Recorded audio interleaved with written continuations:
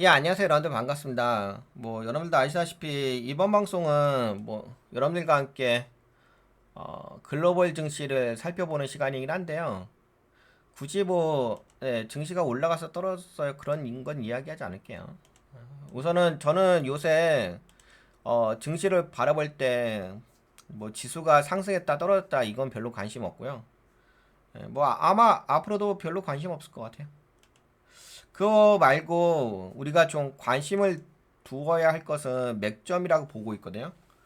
그러면 과연 그 맥점이 무엇일까라고 했을 적에 저는 경제라 보고 있어요. 펀더멘탈. 네, 그런 관점으로 좀 이야기 좀 해볼게요. 우선은 이제 최근 이슈가 됐던 게 그거였죠. 뭐였냐면은 무디스에서 미국 신용등급 하향 조정했잖아요. 그래서 그거 관련된 영상 올려드렸고요. 그리고 나서 이제 그 다음날 또 어떤 일이 발생했죠? 네, 무디스 신용등급 강등하고 나서 30년 국채 금리가 5% 돌파한 사실이 있었죠. 근데 여기 지금 신년물도 은근하게 상승 추세를 유지하고 있어요. 결국에는 신용등급 하향 조정으로 인해 가지고 약간은 시장 분위기는 좋지는 않죠. 물론 이제 지수로만 본다고 한다면은 지수야 지금 단기 고점 자리에서 계속 버티고 있으니까 지수는 크게 빠지는 건 없어요. 지수는 크게 빠지는 건 없는데 은근하게 이렇게 약간씩 조정 주는 거 있죠. 저번에도 말씀드렸다시피 미국 3대 신용평가에서 이제 신용등급 하향 조정했을 때 그때도 그랬잖아요. 신용등급 하향 조정했다고 해가지고 빨리 빠지지 않는다고 이전 방송에서 제가 말씀드렸죠. 예, 근데 이제 나중에 빠진 거 보게 되면 이제 그제서야 신용등급 하향 조정한 것 때문에 빠졌구나라고 그 원인을 다시 한번 생각해 볼 수가 있는 시간이 되죠.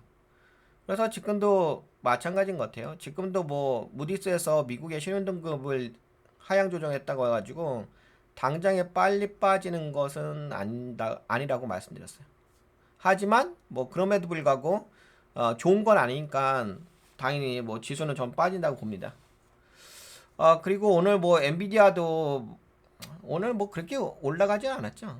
예, 최근에 그 지수를 보시게 되면은 네, 오늘 상승한 종목 개수가 1582개였고요. 하락 종목 개수가 1528개였어요. 그냥 약간 그나마 상승 종목 개수가 약간 더 있었다 이렇게 말씀드릴 수가 있겠고요. 그 다음에 빅스 지수는 그래도 최근에 좀 많이 내려왔죠. 18까지 내려왔을까? 20을 넘지는 않았으니까 큰 변동성이 있진 않고. 그리고 심리 지수는 69에 머무르고 있죠. 애매한 위치인 것 같습니다. 마이크로소프트가 오늘 좀 특별하게 M7 종목이 올라간 거 보이지 않네요. 그나마 테슬라가 좀 선방한 부분이니까. 테슬라는 자율주행 관련된 거 또 6월 달에 소개하는 거 있죠. 발표하는 이슈가 있어가지고 그거 한번 기대감은 좀 있는 것 같긴 합니다. 그리고 요새 은근하게 헬스케어 쪽이 올라가더라고요. 이제 아무래도 그동안 헬스케어가 좀 빠졌다가 최근에 약간 반등해주는 거 있고 그 다음에 헬스케어 관련된 정책 이슈도 발표가 있었어요. 그래가지고 백신 관련된 종목이 수혜를 받을 수 있을 것 같아가지고 오늘 모더나 종목이라든지 하여튼간 오늘 보시다시피 헬스케어 관련된 종목이 좀 상승한 부분이 있습니다. 최근에 약간 반등해주고 있어요. 근데 이게 그동안 올라왔다 더 상승하는 게 아니라 빠졌다가 반등해주는 거니까 그냥 그 정도로 보세요. 그리고 달러 인덱스는 네, 아무래도 무디스에서 미국의 신용등급 평가 하향 조정했기 때문에 올라갈 일은 없기는 하겠죠. 약간 다시 한번 빠집니다. 100까지 수치가 약세 모양새죠. 근데 한국은 진짜 너무 안 좋은 것 같아요. 예, 한국은 이게 달러 인덱스가 빠지게 되면 원화는 강세가 돼야 되는데 오히려 원화가 약세요. 예, 그래서 한국 여러분들도 아시다시피 한국 경제는 너무 심각하게 파탄난 수준이죠. 완전 거의 회복 불능 수준이기 때문에 그리고 미국의 선행지수도 발표 나왔는데요.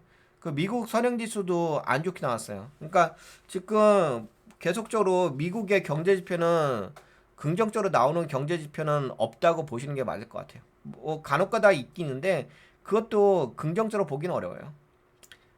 약간 선주문한 부분이 플러스 된 부분인데 그래서 여하튼간 미국 경제는 현재 상태에서는 좋지 않다. 그러니까 미국 경제가 안 좋은 상태에서 또 이제 이거 있었거든요. 제가 오늘 방송 제목에다가 감세 재정 확대 법안 이렇게 적었죠. 이거 약간 여러분들 헛갈릴 수 있어요. 지금 보통은 트럼프 대통령이 뭐 감세하고 그다음에 재정 작은 정부를 추구한다 뭐 이렇게 이야기하면서 뭐 인력도 공무원 인력도 좀 감원하고 그런 식으로 하면서 이제 뭔가 정부의 지출을 축소하려고 하는 정책이 있었잖아요. 근데 그거는 약간 보여지는 부분이고요. 약간 정치적인 이슈라고 보시면 될 것 같고요. 실제적으로는 요번에 그 법안 통과 진행하는 데서 예산안 통과 진행하는 데서 재정이 오히려 확대가 됐습니다. 그러니까 더 많이 재정 지출이 더 커졌어요. 근데 여러분들도 아시다시피 이거 무디스에서 신용등급 강등한 이유가 왜 강등을 했죠? 아니 부채가 증가니까 부채가 너무 많이 증가하니까는 그 부분이 문제가 될 거라고 지적해서 무디스에서 신용등급을 강등한 거잖아요. 하향 조정한 거잖아. 근데 그렇게 되면 뭔가 정부의 지출을 줄이던지 해야 될 거 아니에요. 그런데 오히려 지금 트럼프 법안이라고 해야죠. 여기 써놨는데. 네, 트럼프 대통령의 재정 법안이 요 내용을 좀 자세하게 살펴보셔야 돼요. 왜냐면 이게 기사에 따라서 기사를 어떤 관점으로 바라보냐에 따라서 뭐 저걸 재정 축소라고 보시는 기사도 있고 재정 확대의 관점으로 보는 기사도 있는데요. 맞아요. 재정 확대예요. 왜냐면 오히려 예산안이 더 증가했으니까 재정 확대 정책은 맞습니다. 근데 아까 전에도 말씀드린 것처럼 지금 부채가 증가하고 있으니까 재정을 축소해야 되잖아. 지출 축소해야 되잖아. 근데 오히려 확대됐다는 부분이 있으니까 뭐 더 안 좋아지는 상황으로 가는 거죠. 거기다 또 감세까지 했어요.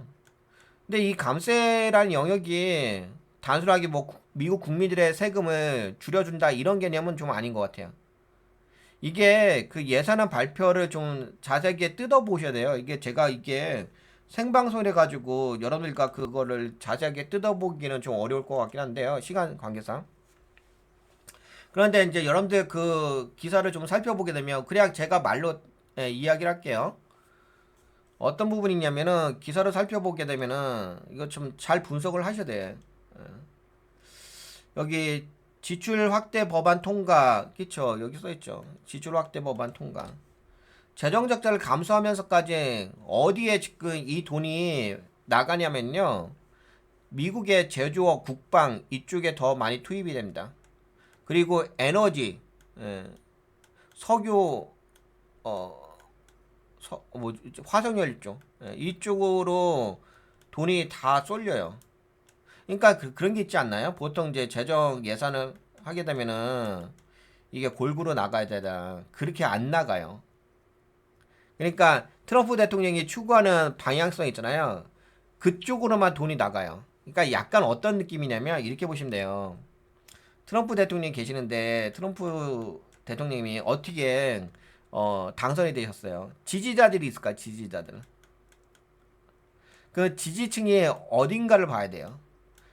그러면 그 지지층에 보답을 하려고 트럼프 대통령은 정확하게 그 지지층에 포함되어 있는 그쪽 산업 부분이라든지 그쪽 사회 보장 쪽에 재정을 확대를 했습니다. 뭐 예를 들어서 트럼프 대통령을 지지하셨던 분 중에서 뭐 미국 국민들 중에 뭐 50% 지지를 했잖아요. 그러니까 당선됐겠죠.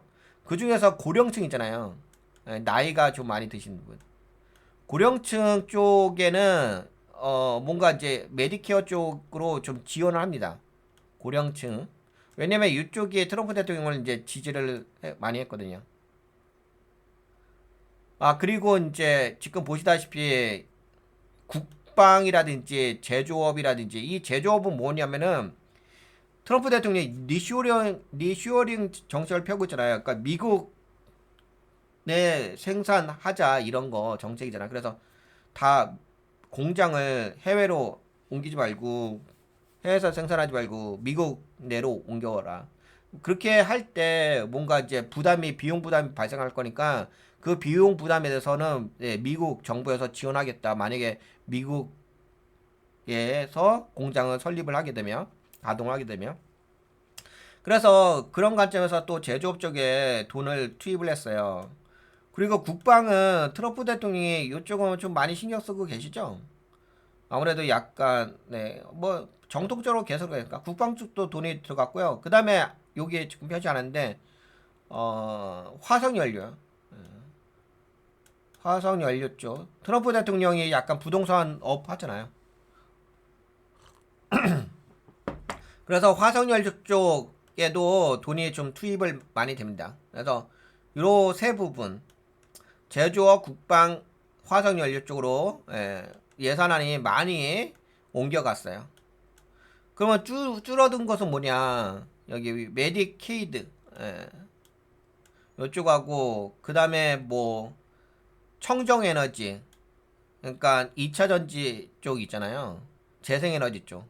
그쪽도 그동안 이제 뭐 세제 지원을 했었는데 세제 지원을 좀 줄이고 좀 차단하고 좀 그렇죠. 그 다음에 뭐 복지라든지 이런 부분 쪽. 그러니까 요것도 좀 잘 살펴보셔야 돼. 아까 이야기한 것처럼 뭐 메디케이드를 해가지고 모든 건 아니고 복지에서도 이제 약간 고령층에 해당되는 부분은 약간 더 서비스를 해줬거든요. 그러니까 본인을 지지하는 그 국민들이 포함되어 있는 그 예산안은 증가를 시켰어요. 이해가 되시죠? 그러니까 철저하게 트럼프 대통령은 뭐 미국 전반적으로 산업을 발전시키기 위해서 그렇게 예산안이 이렇게 투여가 되는 게 아니라 다시 한번 말씀드릴게요. 그렇게 투여가 되는 게 아니라 철저하게 트럼프 대통령이 하려는 정책 방향에 맞는 그 산업 섹터에만 돈이 더 많이 확대됐다고요. 이해가 되죠? 그래서 결국에는 전 총량으로 보게 되면은 어 지출 예산이 더 많이 커졌습니다. 줄어들진 않고. 그러니까 다른 데서 줄어든 거죠. 다른 데서. 엄한 곳에서 줄어들었는데. 그래서 지출 확대는 사실인가? 네, 맞습니다. 여기 뭐 보시게 되면 제조업, 국방, 인프라 등. 그러니까 이게 왜 여러분들에게 이걸 지출 확대를 말씀드리냐면 여러분들 그 기사 보시게 되면 좀 애매하게 표현되어 있어요. 왜냐면 어떤 산업 섹터는 좀 줄어든 부분이 있거든요. 그러니까 지출이 삭감된 부분도 있어요. 근데 이제 그 산업 섹터로만 이야기하게 되면 그러면 이제 뭔가 예산안을 줄였다 이렇게 이야기하는데 총량이 증가했습니다. 그래서 여기 보시다시피 제조업, 국방, 인프라 등 국가 안보, 경제 안보 항목에는 오히려 지출이 확대되었습니다. 미국 내 제조업 부흥 목표로 근데 제가 이걸 왜 말씀드리겠어요? 이건 펀더멘탈이잖아. 미국 경제 펀더멘탈이라고. 지금 미국 경제 펀더멘탈에서 뭐가 가장 중요한 거죠? 뭐가 가장 중요한 맥점이에요, 여러분들? 여러분들 최근에 신용등급 들으셨잖아요. 하향 조정. 그 신용등급 하향 조정한 이유가 뭐예요? 미국의 부채가 많이 증가하기 때문에 그것 때문에 그런 거잖아. 근데 그렇게 되면 아까 말씀드린 것처럼 서두에 말씀드린 것처럼 지출을 줄여야 되잖아. 근데 오히려 지출을 증가한다고. 더 증대시켰다고. 그러면 이것이 좋은 법안이겠어요? 안 좋은 법안이겠어요? 당연히 안 좋은 법안이겠죠. 근데 트럼프 대통령 입장에서는 뭐가 있냐면 내년에 뭐라고 하지? 총선이죠. 한국으로 이야기하면. 뭐 미국 국회의원들 뽑잖아요. 그거를 이제 1년 전부터 준비를 한다고요. 통상적으로. 그러면은 이제 왜냐면 이게 또 예산이 집행되는 타이밍이잖아요. 지금 뭐 한다고 해가지고 바로 나가는 건 아니니까는. 그래서 그런 이제 약간 본인의 지지율이 올라갈 수 있는 전통적인 그 분들을 위한 예산은 증가했다. 그래서 총량은 증가했다. 이해가 되시죠? 여기 청정에너지, 재생에너지 쪽 보조금은 줄어들었다. 이렇게 보시면 그래서 트럼프 2기 행정부의 법안은 지출 축소가 아니에요. 지출 확대입니다. 작은 정부긴 한데 정부를 작게 하는데 오히려 지출은 더 많이 커졌어요. 그리고 약간 어떤 부분이 있냐면 일론 머스크가 하는 스페이스 X라든지 이런 데 있잖아요. 원래 그 나사에서 우주 관련된 그 산업 분야는 정부에서 이렇게 관리를 해왔거든요. 정부에서 나사 프로젝트에 관해서는. 근데 오히려 그 부분을 줄이고 그쪽 예산을 줄이고 어느 예산을 증가시켰냐면 일론 머스크가 하고 있는 민간 투자 있잖아요. 스페이스X라든지 기타 등등. 그러니까 민간 투자 쪽으로는 증가시켰어요. 그러니까 이 여기서 딱 보기에는 뭐 공무원들 좀 줄이고 뭐 하니까는 마치 재정을 축소한 것 같은 느끼는데 실제적으로 트럼프 일론 머스크도 트럼프 대통령 지지자잖아요. 하여튼간 결론은 그거야. 요번에 트럼프 대통령의 법안은 다 트럼프 대통령의 지지율이 올라갈 수밖에 없는 지지했던 층들에게 돈이 전달된 거예요. 근데 그게 총량이 증가했다고요. 이해가 되시죠? 어렵지 않으시죠? 근데 저도 이거 처음에 분석을 할 때 되게 어려웠어요. 왜냐면 어떤 것은 줄였는데 어떤 것은 늘렸다 뭐 이렇게 이야기하고 그래서 그거를 일일이 좀 다 분석을 해봤죠. 분석을 해봤는데 그 결론은 딱 한 거야. 한 가지야. 트럼프 대통령은 내년 총선 지지율 준비를 위해서 본인을 지지하시는 분들의 산업 섹터에만 그리고 트럼프 대통령의 방향 정책 방향에 맞는 그 분야만 돈을 증가시켰다. 그리고 총량이 증가됐다. 근데 문제는 뭐다? 무디스에서 신용등급을 하향 조정했는데 그 원인이 부채가 많이 증가하는 건데 재정 지출을 줄여야 되는데 줄이지 않았잖아. 그렇죠? 그리고 또 한 가지는 그 감세 정책을 했죠. 감세 세금을 감면해 주는 거 이거 엄청나게 들어가고 있어요. 근데 이것조차도 마찬가지야. 트럼프 대통령의 세금 감면 정책 있잖아요. 이것도 보시게 되면 세금 감면 여기 보시죠. 주로 부유한 계층과 기업에 혜택을 주는 감세 정책.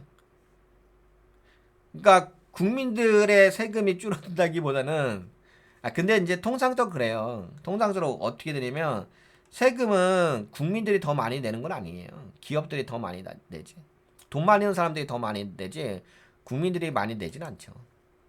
그래서 만약에 감세를 하게 되면은 네, 기업들이 훨씬 혜택을 많이 보죠. 왜냐하면 비율로 가는 거잖아. 그러니까 당연히 기업들이 세금을 내는 금액하고 기업들은 뭐 조 단위로 내잖아. 미국, 한국도 뭐 천 단위로 내려고 그러자 큰 기업들은. 근데 국민들은 솔직히 뭐 조 단위로 내는 건 아니잖아요.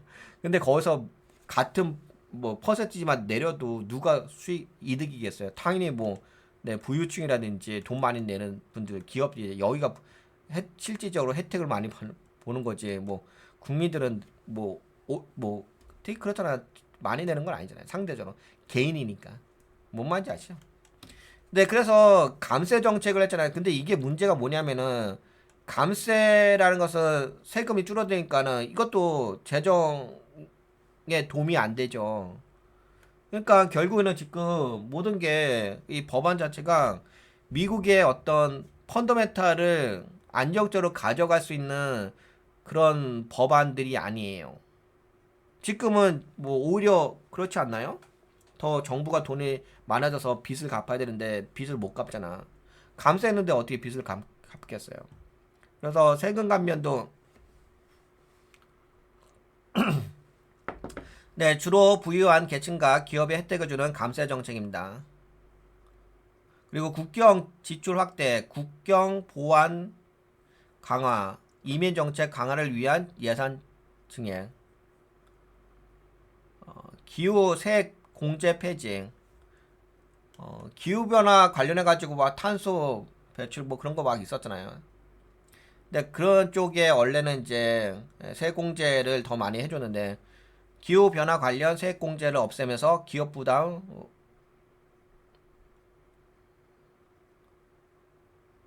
기업의 부담, 하여튼 이런 거 있어요.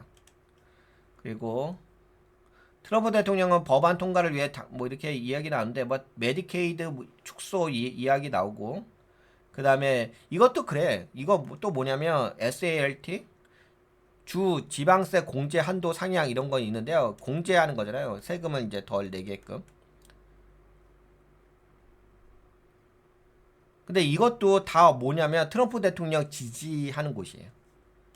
그러니까 다 모든 게 트럼프 대통령의 지지율과 다 연관되어 있습니다. 뉴욕 등 고세율 지역의 공화당 의원들은 SLT 공제 한도를 더 높여야 한다고 공제 한도를 더 높여야 한다고 주장하고 있습니다. 하지만 트럼프 아니 뭐 이런 이야기 있고 공화당은 220석의 과반을 가지고 있지만 몇몇 의원들이 반대하고 있어 법안이 통과될지 불확실합니다. 민주당은 전원 반대하고 있으며 부자 감세와 메디케이드 축소가 문제라며 비판하고 있습니다.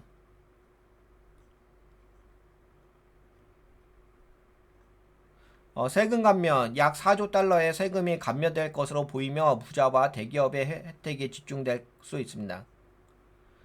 재정 절감 1조 6천억 달러 정도의 지출 절감이 이루어질 수 있지만 이로 인해 여기 있어요. 1조 6천억 달러 정도의 지출 절감이 이루어질 수 있지만 이로 인해 국가 부채가 더 늘어날 가능성이 있다. 그러니까 국가 부채가 더 증가해. 근데 이게 되게 웃기죠. 절감이라고 쓰고 국가 부채가 증가한다고 했잖아. 근데 이 절감이라는 것은 무엇이냐면은 아까 말씀드린 것처럼 특정 분야에 예전에 혜택을 주었던 그 분야에 혜택을 안 주는 거야. 이걸 절감이라고 이야기하는 거라고. 근데 이게 문장이 이렇게 되니까는 절감했는데 무슨 부채가 왜 늘어나냐 이렇게 오해할 수가 있는데 그게 아니라고요. 이해가 되셨죠? 이거 되게 처음에 이야기가 되게 어려웠어요. 그래서 하여튼 그냥 이렇게만 너무 어려우시면 이렇게만 알고 계신대요. 재정 확대 법안이라고만 알고 계시면 돼요. 너무 어렵다. 근데 이거 다 뜯어 보셔야 돼요. 법안 이거 다 뜯어 보셔야 돼요. 근데 왜 우리가 굳이 뭐 한국 국민들인데 왜 미국의 뭐 법안을 우리가 이렇게까지 자세히 알아야 돼라고 하실 수가 있는데 그건 아니죠. 이건 자세히 알아야죠. 왜 그러냐면은 펀더멘탈 관점으로 봐야 되잖아요. 미국의 경제가 나아질 것인지 안 좋아질 것인지 그걸 봐야 되잖아. 그러면 결국에는 돈이 어디로 가고 있는지 그렇잖아. 금융이란 거 자체가 돈의 이동을 보는 거 아니겠어요? 그러면 이거는 뜯어봐야죠. 예, 그냥 뭐 단순하게 제목만 보는 게 아니라. 그래서 이거 하여튼간 뭐 좀 어렵다고 느끼고 낯설다고 느끼신다고 한다면은요. 그냥 재정 확대 정책이라고 보시면 돼요. 이 절감이라는 것은 수혜를 주지 않는 섹터의 절감이에요. 여기 써있죠. 전체 써있네. 여기 전체 재정 적자는 2조 7천억 달러가 더 늘어날 수 있는 위험이 있습니다. 전체 총량으로 봤을 때. 네, 세금 감면 효과는 소비자 지출에 긍정적인 영향을 미칠 수 있으나 이게 대중한테 세금 감면하는 게 아니라 주로 고소득층이 혜택을 볼 가능성이 커가지고 정치적 논란이 있다는 거죠. 한국도 마찬가지죠. 한국도 예전에 뭐 윤석열 정권 때 감세 정책 한다 했잖아. 그거 다 기업들을 위한 정책이잖아요. 국민들을 위한 정책이 아니잖아. 국민들 그 감세받자 얼마나 가져가겠어요. 그게 뭐 무슨 혜택이겠어요. 그냥 마음만 그런가 보다는 거지. 실제적으로 혜택은 다 고소득층이라든지 돈을 많이 내신 분들 기업들에게만 혜택이 있는 거지. 근데 이제 사람 마음이란 게 그런 걸 따지진 않죠. 오직 뭐 기업이 돈을 많이 내던 말던 나고 상관없지. 그냥 내 돈만 생각하는 거죠. 그러니까는 그게 뭔지를 잘 모르시는 거지. 그러니까 결국엔 당하는 거죠. 뭐. 그러니까 모르면 당하는 거죠. 뭐. 생각 없으면. 저소득층과 장애인을 위한 메디케이드 추가 축소는 사회적 반발을 불러일으킬 수 있습니다. 근데 그러니까 이쪽은 트럼프 대통령을 그렇게 지지하는 영역이 아닐까. 네, 국가 부채 증가. 이 법안은 부자와 기업에 유리한 감세와 국경 지출 확대 등을 포함하고 있어 장기적으로 재정 확대 우려가 됩니다. 트럼프 대통령은 세금 감면, 국경 보안. 근데 이쪽으로 진짜 많이 돈을 쏟아부더라고. 국경 보안. 이민자들 막 내쫓고 불법 이민자들인가? 불법 오신 분들 내쫓고 막 그런 거지. 트럼프 대통령은 세금 감면, 국경 보안, 복지 절감을 주요 내용으로 하는 법안을 추진하고 있습니다. 그러나 당내 분열과 상위 소득자에 대한 혜택이 주요 쟁점이 되면서 정치적 난관이 예상됩니다. 법안이 통과되면 세금 감면과 국경 지출 확대가 이루어지지만 재정 확대, 이게 핵심이에요. 근데 이게 재정 확대가 되면은 당연히 안 좋지. 근데 이게 예를 들어서 재정 확대라는 것 자체가 이게 만약에 그냥 국민들에게 미국 국민들에게 이렇게 골고루 나눠진다고 한다면은 그러면 좋은 거죠. 왜냐하면 그게 시장에 돈으로 나가는 거잖아. 시장에 그 가뜩이나 이제 여러분들 이게 있었어요. 뭐가 있었냐면은 이걸 좀 말씀드려 볼게요. 그 미국의 신용등급이 하락을 했었잖아요. 하향 조정됐잖아. 그래서 약간 당일날 빠졌거든요. 지수가. 그런데 그 다음날 올라갔어요. 그게 이거였잖아, 이거. 이거였잖아. 어제 캔들이었잖아. 이게 빠졌다가 이게 이거 잡아채서 올라온 거잖아요. 그래서 어제 그나마 플러스로 지수가 마감됐잖아요. 근데 그러면 어제 왜 지수가 플러스로 마감됐느냐? 저거 법안 때문에 저 돈이 투여될 것 같라 하는 법안 때문에 한 거예요. 올라간 거예요. 근데 저게 재정 확대 정책이잖아요. 그러니까 재정 확대 정책이라고 한다면 시장에 돈이 풀리는 거잖아요. 그래서 올라간 거예요. 어제. 근데 저걸 자세히 뜯어보면은 펀더멘탈이 올라가는 건 아니죠. 펀더멘탈 자체가 올라가는 건 아니란 말이에요. 그러니까 어떻게 됐어요? 그러니까 오늘 다시 빠졌겠죠. 좀 어렵죠. 이거 되게 자세히 뜯어보셔야 돼요. 그래서 아니 사람들 좀 놀라셨을 거야. 아니 뭐 미국의 신용등급이 하향 조정되는데 왜 갑자기 그 다음날 올라가지? 아 그러면 좋은 거 아닌가? 이렇게 좀 착각을 하셨겠죠. 그리고 이 내용에 대해서 이 법안에 대해서 되게 자세하게 분석한 언론사가 없죠. 그나마 월스트리트 저널에서 한 언급을 하긴 했었는데 근데 그 언급만 했지 솔직히 다 뜯어봐야 되거든요. 하여튼간 뜯어보면 다 저거예요. 기본은 저거야. 그래야 트럼프 대통령 지지하는 층에만 돈이 확대된 거예요. 그리고 결국에는 총량이 다 증가됐고 그 다음에 자기를 지지하는지 않고 그 다음에 바이든 정책이었던 것들은 다 축소되고 그러니까 결국은 이게 균형 감각이 없어지잖아요. 객관적이지 않고 그러면 당연히 뭐 펀더멘털이 온전하겠습니까? 그러면은 뭐 안 좋다고 봐야죠. 미국의 펀더멘털 안 좋다고 봐야죠. 아 그리고 여러분들도 다 들으셔서 아시겠지만 지금 미국의 돈이 어디로 다 빠져나가고 있어요. 일본으로 빠져나가고 있고 유럽으로 빠져나가고 있고 중국으로 빠져나가고 있는 거 다 기사 보셔서 아시죠? 그거는 뭐 아시니까. 그러니까 뭐 달러 인덱스 빠졌겠지. 달러 인덱스도 지금 아까 보셨잖아. 달러 인덱스 떨어졌잖아, 그치? 돈 다 빠져나가니까 미국에서. 오히려 이제 돈이 들어오는 데가 독일이죠. 그리고 독일 같은 경우는 방위비를 더 높이죠. 나토 회원국으로서. 근데 방위비를 높이면은 이 안정감이라는 게 있으니까 더 좋아지죠. 강세가 되죠. 여하튼 간에 금 가격은 오늘 이렇게 올라왔죠.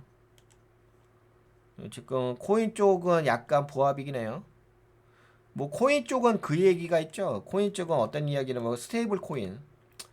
네, 스테이블 코인을 이제 규제하는 정부에서 규제하겠다 이렇게 나왔잖아요. 그러니까 제도권 안으로 들인다는 거죠. 스테이블 코인을. 근데 그런 기대감이 좀 있습니다. 그 법안에 대한 기대감이 있어가지고 어느 정도 이렇게 좀 머무르고 있어요. 제도권 안으로 이제 코인이 들어오는 거니까. 규제한다는 것은. 그러니까 규제라고 한다면은 뭔가 이렇게 억제하고 한다는 거니까는 뭐 안 좋게 생각하시는데, 규제를 한다는 것은 제도권 안에 들어오는 그 출입구라고 보시면 돼요.